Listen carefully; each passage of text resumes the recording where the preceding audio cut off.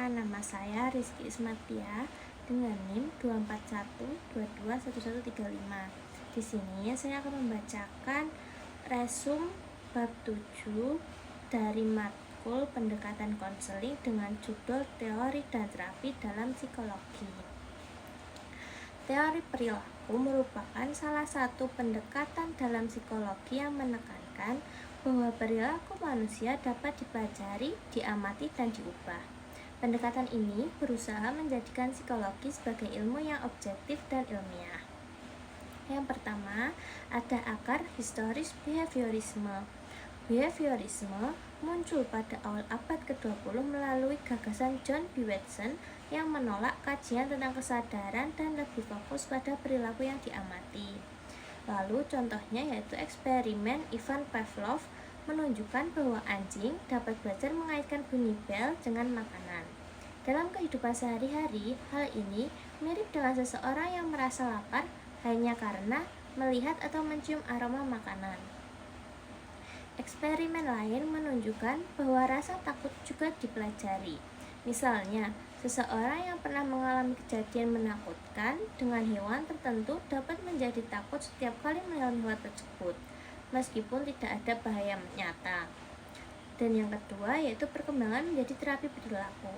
Pendekatan ini kemudian berkembang menjadi terapi yang digunakan untuk membantu individu mengubah perilaku, yaitu B.F. Skinner menjelaskan bahwa perilaku dibentuk oleh konsekuensinya. Contoh, siswa yang mendapatkan penghargaan karena rajin belajar cenderung akan mengulangi perilaku tersebut. Lalu Joseph Bowlby mengembangkan teknik desensitisasi sistematis untuk mengatasi kecemasan. Contohnya, seseorang yang takut berbicara di depan umum dilatih secara bertahap. Dimulai dari berbicara di depan kelompok kecil hingga akhirnya mampu berbicara di depan banyak orang. Yang ketiga, ada model teoretis dalam perilaku terapi. Terdapat beberapa model utama. Yang pertama, yaitu pengkondisian klasik atau perilaku terbentuk melalui asosiasi. Contohnya, seseorang menjadi cemas saat berada di rumah sakit karena pernah mengalami pengalaman buruk di tempat tersebut. Lalu pengkondisian operan, yaitu perilaku dipengaruhi oleh reward dan punishment.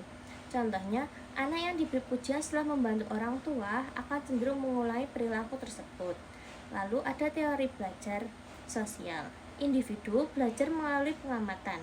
Contohnya, anak meniru perilaku orang tua atau guru dalam kehidupan sehari-hari. Yang keempat, ada integrasi kognitif atau CBT. Perkembangan selanjutnya adalah terapi kognitif perilaku yang menekankan hubungan antara pikiran, perasaan, dan perilaku.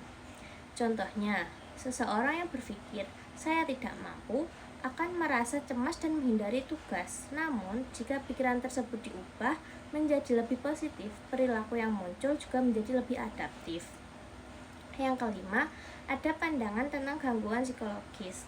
Dalam perspektif perilaku, gangguan psikologis dianggap sebagai hasil dari proses belajar yang tidak tepat. Contohnya, yaitu trauma dapat menimbulkan ketakutan berlebihan. Lalu kurangnya latihan dapat menyebabkan rendahnya kepercayaan diri. Yang keenam, ada teknik dalam terapi perilaku. Beberapa teknik yang digunakan antara lain yaitu ada penguatan positif atau reward, lalu relaksasi, yang ketiga desensitisasi sistematis, yang keempat exposure terapi, dan yang terakhir adalah modeling. Teknik-teknik ini bertujuan membantu individu membentuk perilaku baru yang lebih adaptif.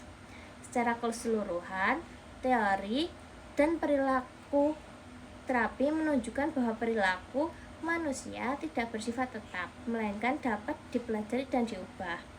Dengan pendekatan yang sistematis dan berbasis ilmiah, perilaku tersebut dapat dicapai secara efektif. Sekian, wassalamualaikum warahmatullahi wabarakatuh.